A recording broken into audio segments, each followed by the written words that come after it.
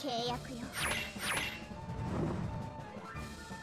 私の命令に命尽きるまで従うこと。皆殺しにしなさい。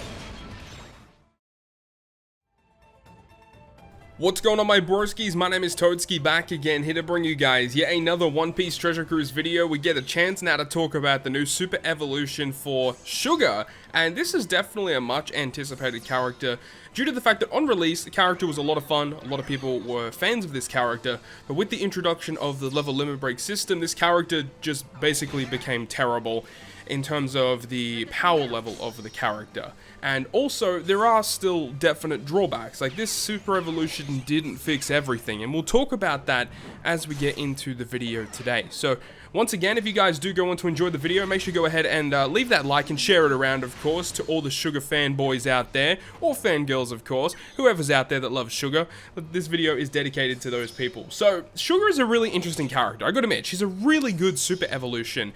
But as I kind of touched up on, there are definitely things about this character that I wish they went above and beyond to try and amend. And again, we'll talk about the specifics as we go along. So with the super evolution of Sugar, remember that she does actually receive level limit break as well, and that is what we're going to be talking about in this video in regards to Sugar. Her max capacity, like how good she will be if you have her completely maxed out. So Sugar's captain ability is going to provide -2 cooldown to Cerebral and Driven, which is a really key component, and that's one of the things that I was trying to drill home with this character in the showcase, is I really wanted to just use Cerebral and Driven as much as I could to ensure that I could get that cooldown reduction and get the most out of that. Also providing a rainbow 4.75 times attack boost and a 1.35 health boost, but then if a character has a cost of 40 or less, they get a 5.25 times attack boost instead. And while it sounds really good, you got to remember that characters that are 40 cost or less typically do have less stats compared to those of, you know, higher cost thresholds like 50, 55, 65, talking about legends and super evolutions and stuff like that. Obviously those characters are going to be a little bit different, but of course if you have these characters with 40 cost or less, max level limit break, and you get them to 150, they're going to have pretty amazing statistics. So it kind of balances out with the more modern release of level limit break, but realistically, of course, we know how we can abuse the 40 cost or less. Also, with her captain making quick and int slots beneficial to the crew, which is always lovely to see. You always love to get more matching slots. But then a really neat added effect that anytime you use an attack boosting effect, an attack boosting special should we say, it gets extended. The duration of that attack boost is extended by 1 turn. And that works very, very well when you're able to partner that up with double Sugar, because any attack boost is extended by 2 turns. And that works very, very well with her special, which we'll get into in just a moment. Remember, if you do opt to use Sugar as a captain, you'll get access to her super type. Now, in order to activate this super type, there are a couple of things you need to keep in mind. So you do need characters on the crew. There's no additional condition that you have to fulfill in order to, you know, get this to activate. Technically, yes, you can activate her special. That will actually enable you to activate her super type. But the actual effect itself, you do need Doflamingo, Treble, Diamante, Pika, Monet, and Toy Bears. And obviously, Toy Bears are going to be implemented with her special. But if you're able to utilize one of those other characters on the crew, one of the Doflamingo, Don Quixote family pirates, then it enables you to use her special, or her super type special, much earlier on in the fight. And when you see what it does, where it reduces her own cooldown by 3 turns, and then you get a 2.25 times slot effect boost for 3 turns for characters that are 40 cost or less. So this is actually really strong. However, I will say that I think it would have been really cool if, you know, potentially it was like -1 or -2 to characters that are 40 cost or less. Something like that would have been interesting. Or if there was like an additional condition that you could fulfill in the middle of the quest in order to actually succeed this. Because in a lot of situations, you actually want to use this before you use Sugar's special. Like, you want to make it so that, you know, Sugar, you know, she's maybe just about to become ready, and then you can use her super type, charge her special, then use her special, and then off with the race as you go.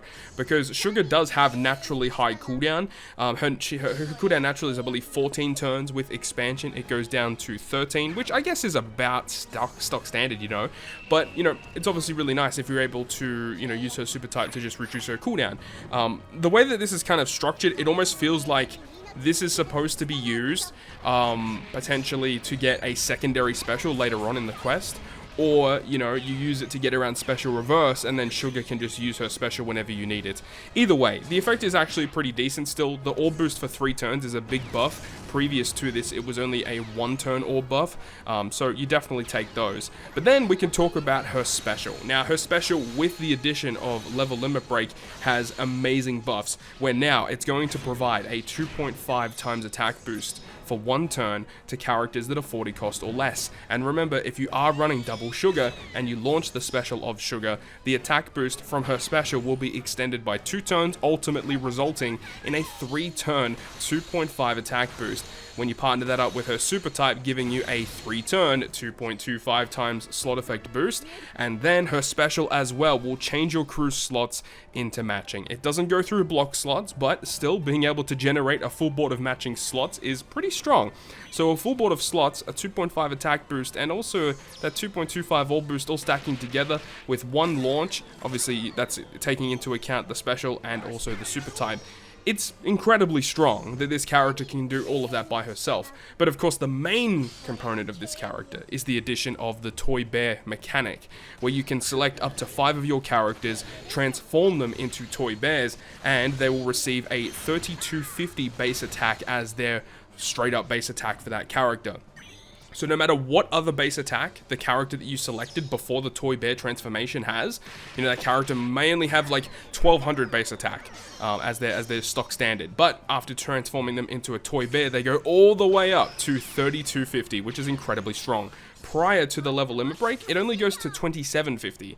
So it's actually a pretty big increase with the addition of the level limit break. And they will transform into the Toy Bears for 3 turns. Now, whilst in the Toy Bear form, there's a lot of things that you do have to take note of. One of the first things is the fact that these toy bears will automatically attack after you tap on Sugar. So you can like transform only 2 of your characters into toy bears, attack with the rest of your characters first, and then when you tap on Sugar, the rest of the toy bears will follow on after her. But the really cool thing about these toy bears is that even if you're inflicted with bind, you could be inflicted with paralysis, they're going to attack still through the bind and paralysis, which is such a wicked mechanic that these toy bears have. And I feel the only real time you're going to see Sugar see a lot of play is if you are in content that has to deal with a lot of paralysis, or there is a lot of bind to certain characters on the crew, and you can just abuse Sugar's special ability to ensure that those characters still have the opportunity to attack without having to actually waste specials or use differing captains to remove those specific debuffs on the crew. Another thing that's quite interesting about the Toy Bear mechanic is if we just take a look at the bare bones basics, the mechanics and logistics of One Piece Treasure Cruise, every time you attack with a character and you tap a perfect, your chain multiplier will receive a plus 0.3 increase. However, these toy bears have a mechanic where every time they attack, instead of adding 0.3, they add 0.8 instead, which of course the more toy bears you have transformed on your crew, the higher your chain multiplier will go. And also in turn, these effects of these toy bears with chain multiplier increase do stack with other chain related buffs.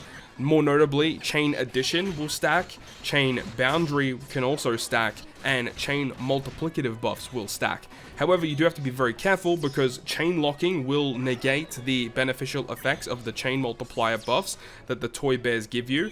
And another thing that you do have to be very cautious of is the tap timing addition buff, such as 8.5 Anniversary Zoro, Super Tandem Law, and Super Tandem Kid, Strength Legend Ulti. These characters that have this new type of chain mechanic actually don't work with the toy bears, because the thing about these toy bears is that when they attack, they don't actually hit a perfect, they hit a different type of tap timing called Hobby Hobby.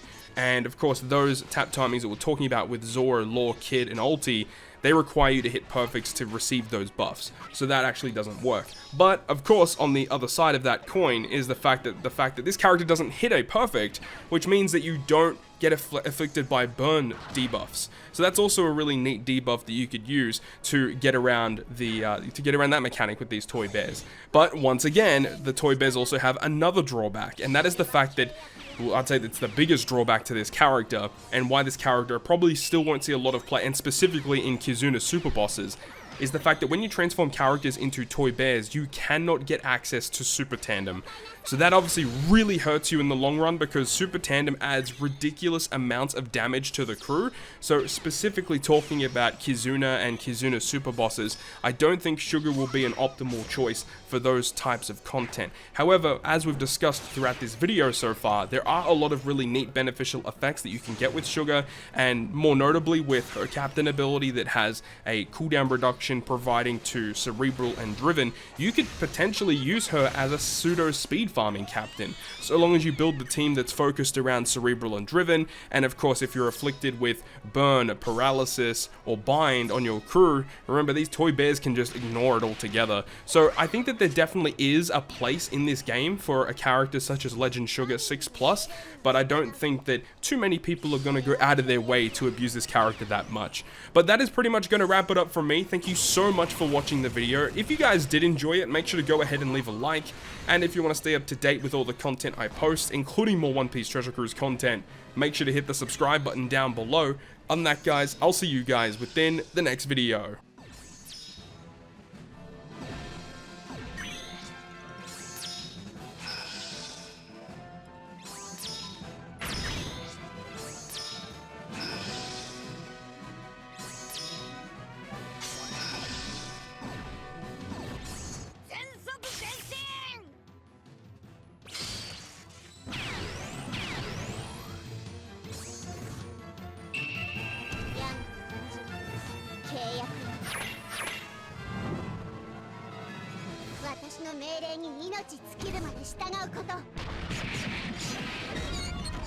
Brosskiis